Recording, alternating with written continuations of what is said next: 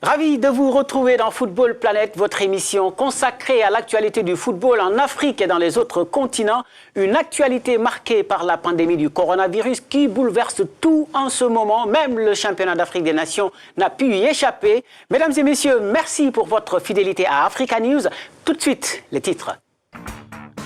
Après les éliminatoires de la Coupe d'Afrique des Nations, c'est au tour du championnat d'Afrique des Nations de subir la loi du coronavirus. Après une période d'hésitation, la CAF a finalement décidé de reporter le tournoi. Une décision inévitable en raison de la rapide propagation de la maladie en Afrique. Et place maintenant aux questions. Quelles conséquences après le report du CHAN? La décision a-t-elle un coût? Est-ce une surprise pour les Camerounais? On en discute tout à l'heure avec un spécialiste en marketing sportif, Franck Ghislain-Onguéné, qui nous parlera de Yaoundé au Cameroun. Et puis, entre réduction de salaire, chômage technique et licenciement, la crise sanitaire touche de plein fouet les footballeurs. L'international béninois Fabien Farnol s'est confié à Football Planète sur son quotidien de chômeur technique confiné. Vous l'aurez tout à l'heure dans cette émission qui se poursuit juste après cette petite virgule. Bienvenue dans cette émission. Il fallait s'y attendre. Au vu de la propagation de la pandémie du coronavirus, les risques étaient énormes pour maintenir le championnat d'Afrique des Nations. La CAF a donc décidé du report du tournoi initialement prévu du 4 au 25 avril prochain. Une décision qui ne fait certes pas l'unanimité, mais qui paraît très logique eu égard à l'inquiétude suscitée par le Covid-19. Suivez ce reportage de Brice Keou et Ignatius Anor. C'était le seul choix qui s'imposait, reporter ou risquer la santé des acteurs et un échec dans l'organisation. La CAF a finalement tranché. Le CHAN Cameroun 2020 est reporté à une date ultérieure. Une décision difficile mais inévitable pour Ahmad Ahmad et son équipe sous le feu des critiques depuis son élection en mars 2017. Une fois de plus, le coronavirus a imposé sa loi aux grandes dames des amateurs du football et des autorités camerounaises pour qui cet événement devrait servir de signal pour étouffer le scepticisme autour des capacités du pays à organiser la CAN 2021. Il se voit désormais offrir une occasion de parfaire son organisation comme la CAF l'en a encouragé et c'est tant mieux. Même si certains pensent le contraire, le report du CHAN 2020 est loin d'être dramatique. Reste maintenant à voir quels en seront les impacts sur les finances de la CAF et les pays qui avaient déjà investi dans la préparation. Une question qui s'invitera à la table d'Ahmad Ahmad au moment de faire le bilan du coronavirus, le seul adversaire qui mobilise pour l'instant toute force du football africain. Et oui, un combat qui s'annonce long et difficile pour la CAF notamment, qui au sortir de cette crise devra gérer un calendrier démentiel alors que l'incertitude plane sur l'avenir de la saison. Le président de l'instance, Ahmad Ahmad, garde espoir malgré l'angoisse du présent. Suivez. Je sais la déception des millions de supporters africains, mais protéger la santé des joueurs, des officiels, partenaires et surtout des publics est la priorité. Cette crise sanitaire restera dans l'histoire. C'est une lutte menée par le monde entier. Et pour ma part, je souhaite que l'Afrique y joue un rôle exemplaire. Nous continuons de suivre attentivement la situation avec l'OMS, la FIFA, les autres confédérations même, les gouvernements et l'ensemble de nos autres partenaires dans le monde. Ahmad Ahmad, président de la Confédération africaine de football. En tout cas, on prie que cette crise sanitaire mondiale termine rapidement pour que revive la passion du football. En attendant, direction le Cameroun, Yaoundé plus précisément, pour retrouver Franck Ghislain-Onguéné, qui est spécialiste en marketing sportif. Heureux de vous avoir une fois de plus dans cette émission, Franck. Alors Franck, dites-moi maintenant, s'y attendait-on vraiment au Cameroun ? Alors, ce serait cynique de dire que la nouvelle a été bien accueillie au Cameroun. C'est vrai qu'on avait quand même déjà, on s'y attendait quand même, on s'y attendait clairement.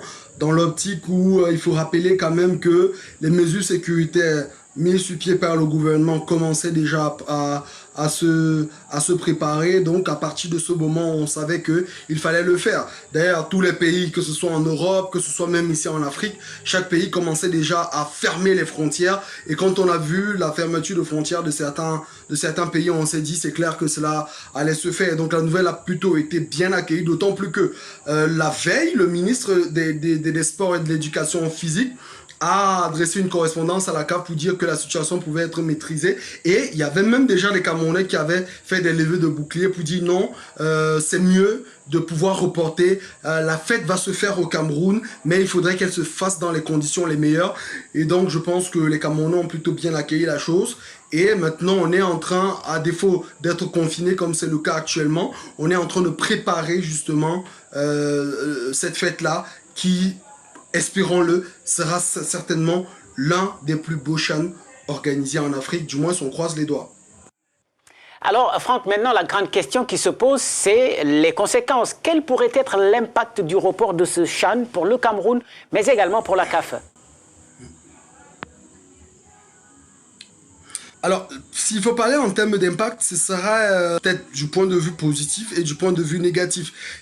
Oui, aujourd'hui, il faut dire que c'est compliqué pour la Confédération africaine de football quand même, qui avait déjà mobilisé pour le cadre de cette compétition deux partenaires, notamment le partenaire titre qui est Total, qui a reversé quand même une quarantaine de millions de dollars à la Confédération africaine de football pour l'organisation de cette compétition. Et puis vous aviez le partenaire officiel qui est 1xBet. Donc maintenant, pour revenir sur l'impact économique en lui-même, c'est vrai que c'est énorme quand même. C'est énorme parce que quand vous voyez aujourd'hui, la CAF en principe sera obligée peut-être de prolonger son contrat avec la CAF ou avec Total ou avec 1xBet.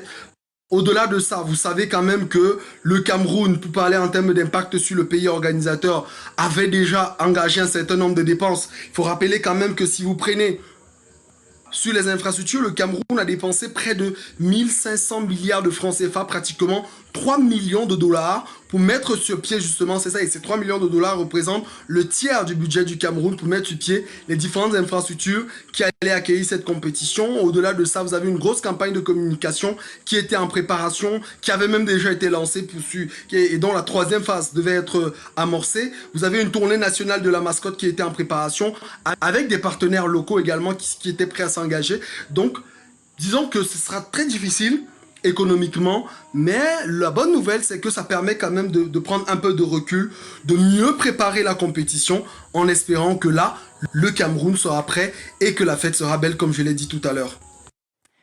Merci beaucoup Franck et à très bientôt sur Africa News. Franck Ghislain Onguéné, spécialiste en marketing sportif qui nous parlait de Yaoundé au Cameroun. Et on suit tout ça avec beaucoup d'attention. Au-delà de l'arrêt des championnats, la note va incontestablement être très salée pour les fédérations, mais également pour les clubs. Certains ont déjà pris ou s'apprêtent à prendre des mesures, chômage partiel, réduction de salaire et même licenciement. En Turquie, par exemple, les joueurs de Malatyaspor ont été envoyés en chômage technique et restent confinés chez eux, donc obligés de changer leurs habitudes pour un nouveau mode de vie, pas très sexy, c'est vrai, mais qui fait le bonheur de leur famille. Nous avons d'ailleurs réussi à parler au gardien international béninois Fabien Farnol, qui nous a raconté un peu comment il passe son quotidien de confiné. Regardez. On essaye de s'occuper. Bon, c'est très facile pour moi quand il y a 3 enfants et qui ne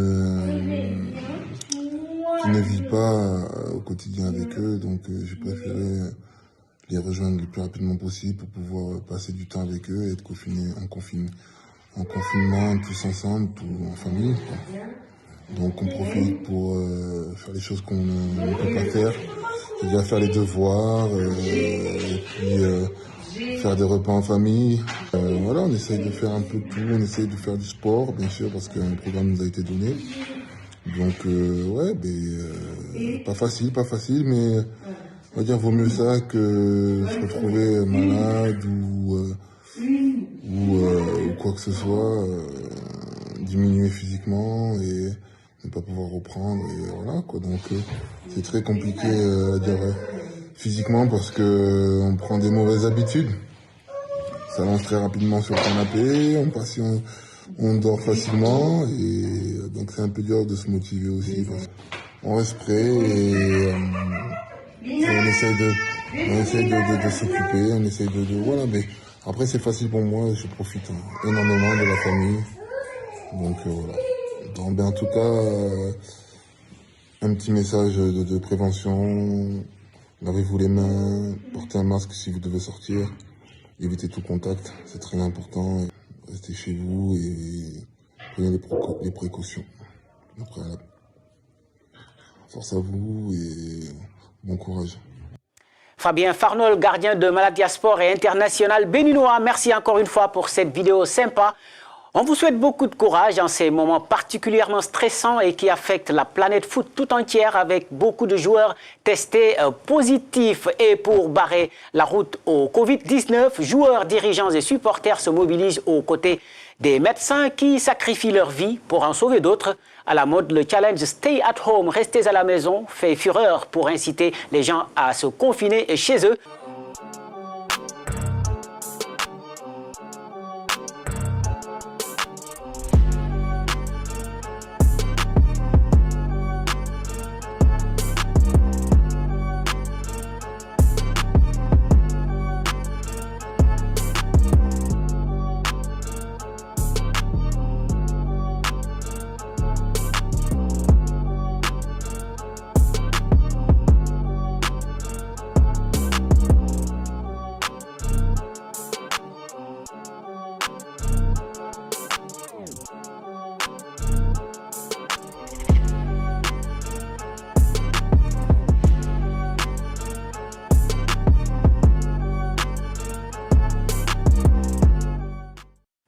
Et c'est là-dessus qu'on se quitte. Football Planète, c'est fini pour aujourd'hui. Merci aux équipes techniques et de la production.